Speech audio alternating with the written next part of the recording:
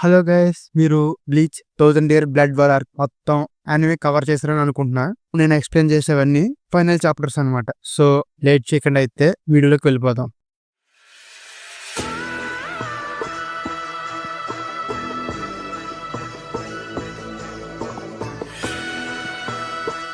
Last episodes లో ఉరియు ఎందుకు యోహావహ అనుచరుడి కింద మారడం మనకు తెలుస్తుంది. అలాగైతే ఇచిగో ఉరియు బ్యాటిల్ చేసినప్పుడు ఇచిగో కీషిడా సమ్కి అని చెప్పి ఒక కీ ఇచ్చి దానితో పారిపోమంటాడు. అప్పుడు ఇచిగో నువ్వెంతకి ఇది ఒకటే చేస్తున్నావు, అందరం కలిసి యోహావహని డిఫీట్ చేద్దాం అని ఇచిగో చెప్తాడు. నువ్వు చేయలేవు, తనని డిఫీట్ చేయడానికి ఏ దారి లేదు అని ఉరియు చెప్తాడు. అలాగైతే నువ్వెలా చేస్తావు అంటే, నేనే అతన్ని డిఫీట్ చేయగలను. నా దగ్గర ఒక డిస్ట్రాక్షన్ చిప్ ఉంది, మా సెన్సై ఇచ్చిన సన్ రే గ్లో ద్వారా తయారు చేయబడింది. ఇది నా రైట్స్ అంటే నా క్విన్సీ ఎనర్జీతో మాత్రమే యాక్టివేట్ అవుతుంది అని ఇషిడా చెప్తాడు. ఇలాగున్నప్పుడే హార్షవాల్ట్ వస్తాడు. నేను ముందు ఎక్స్పెక్ట్ చేసేది మొత్తం జరుగుతుందని అని హార్షవాల్ట్ చెప్తాడు. అప్పుడే యోహావహ పవర్స్ అన్ని హార్షవాల్ట్ కి వస్తాయి. మరియు నువ్వు వెంటనే వెళ్ళిచ్చుకో అని అరుస్తాడు. నేను ఆల్రెడీ ఆ సన్ గేట్ ని మొత్తం డిస్ట్రాయ్ చేస్తా అని హార్షవాల్ట్ చెప్తాడు. హిజ్ మెజెస్టీ లేచే ముందే దీన్ని మొత్తం పూర్తి చేయాలి అని హార్షవాల్ట్ అంటాడు. అప్పుడే యోహావహ లేచే ముందేనా, ఇప్పుడు నాకు అర్థమవుతుంది. ఇచిగో నువ్వు నోటీస్ చేసావా, తనకు కూడా సేమ్ యోహావహ ఐస్ లాగే ఉన్నాయి. ఉరియు అడుగుతాడు, అవును అయితే ఏంటి అని ఇచిగో అడుగుతాడు. తను యోహావహ ఇద్దరు పవర్స్ ఎక్స్చేంజ్ చేసుకుంటారు.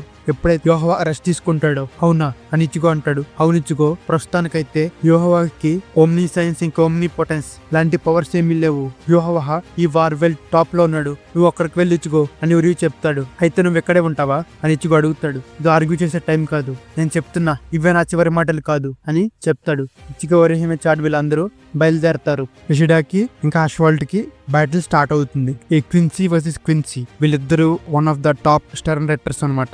ఒరిహిమే, ఇచిగో, చాడ్ వీళ్ళందరూ పైకి వెళ్తారు. అలా పైకి వెళ్తున్న దారిలో పెద్ద పెద్ద స్టాట్యూస్ వచ్చి ఇచిగో వాళ్ళని అడ్డుకుని అటాక్ చేస్తాయి. వీళ్ళందరూ తప్పించుకుంటారు. ఏం జరుగుతుంది ఇక్కడ అని ఇచిగో అనుకుంటాడు.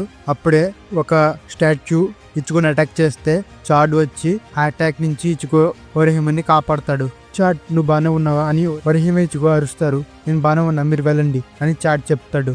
ఇచిగో ఒరిహిమే అలా పైకి వెళ్తారు. సరే ఇప్పుడు మొదలు పెడదాం అని చాడ్ అనుకున్నప్పుడు కింద నుంచి పైకి మట్టిలా మారిపో అని గాంజు పైకి వస్తాడు. గాంజు ఇప్పటిదాకా ఎక్కడ ఉన్నావు అని చాడ్ అడుగుతాడు. నేను ఎక్కడ ఉన్నా, మీరు నన్ను వదిలేసి వెళ్ళిపోయారు. కానీ నా ప్లాన్ ఏంటంటే పర్ఫెక్ట్ మూమెంట్ లో రావడమే. ఏమున్నాయి, గ్రూప్ ఆఫ్ స్టోన్ స్టాచ్యూసే కదా, ఇది పర్ఫెక్ట్ ఆపర్చునిటీ లైఫ్ టైమ్ లో అని గాంజు అనుకుంటాడు. నీకు ఇలాంటి చిన్న జాబ్స్ నచ్చుతాయా గాంజు అని చాడ్ అడుగుతాడు. ఇచిగో తన కొనదారిలో వెళ్తున్నాడు. కానీ మన జాబ్ ఏంటంటే ఈ క్యాజువల్ లో ఉన్న వాటిని క్లియర్ చేసి తన రావడానికి దారి క్లియర్ గా ఉంచాలి అని చాడ్ గంజు ఆ స్టోన్ స్టాచ్యూస్ తో ఫైట్ చేయడానికి రెడీగా ఉంటారు. దాని తర్వాత ఒక బిల్డింగ్ పేలిపోతుంది. అక్కడ ఆస్కిన్, నమ్మలేకపోతున్నా, నేను కనీసం కదలలేదు కానీ నేను బతికే ఉన్నా. నాకు అనిపిస్తుంది నా చావు దగ్గరలో లేదని. దీనికి నేను నా పవర్ అయిన ఇమ్యూనిటీకి థ్యాంక్స్ చెప్పుకోవాలి. ఏమంటావు యోరోయిచి అని ఆస్కిన్ యోరోయిచిని అడుగుతాడు.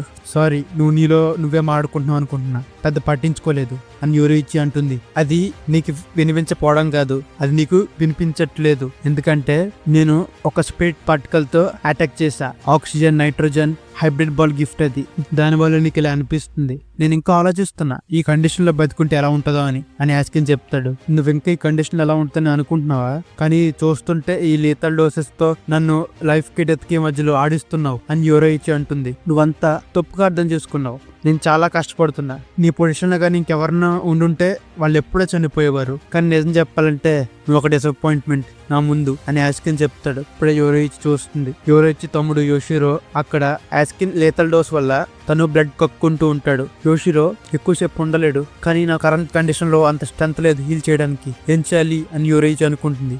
జస్ట్ గివ్ అప్ అని ఆస్కిన్ దగ్గరికి వచ్చి, నాకు తెలియదు నువ్వు ఇంకా ఏం కొత్తగా ప్లాన్ చేస్తున్నావో, కానీ నేను ఇంత దగ్గరికి వచ్చినా కానీ నువ్వు రియాక్ట్ అవ్వలేదంటే నువ్వు నిజంగానే డెత్ కి దగ్గరలో ఉన్నావు. సో నువ్వు ఇప్పుడు ఏం చేసినా ఫస్ట్ ట్రైక్ నాదే అవుతుంది. ఇది చాలా లీతల్ కదా అని యాస్కిన్ యోరోయిచి దగ్గరికి వచ్చి అంటాడు. అప్పుడే యోరోయిచి సాన్, ఇది ఖచ్చితంగా ఒక లీతల్ పాయిజనే అని ఓరహర యోరోయిచి యోరోయిచి బ్యాక్ దగ్గరికి వచ్చి నవ్వుతూ చూస్తాడు. అప్పుడు యోరోయిచి ఓరహర గడ్డ మీద తంతుంది. నేను చాలా దూరం నుంచి మీకు హెల్ప్ చేద్దాం వస్తే మీరు నేను తంతారా అని ఓరహర అడుగుతాడు. ఎందుకు తనను, నువ్వు నా బ్యాక్ ని అలా చూడడం ఆపు అని ఓరహరతో అంటుంది. కానీ దానికి కాదు నేను కిక్ చేసింది. నా బ్యాక్ అండ్ టచ్ నువ్వు ఇలా అపాలజైజ్ చేస్తూ అని యోరైచి అంటుంది.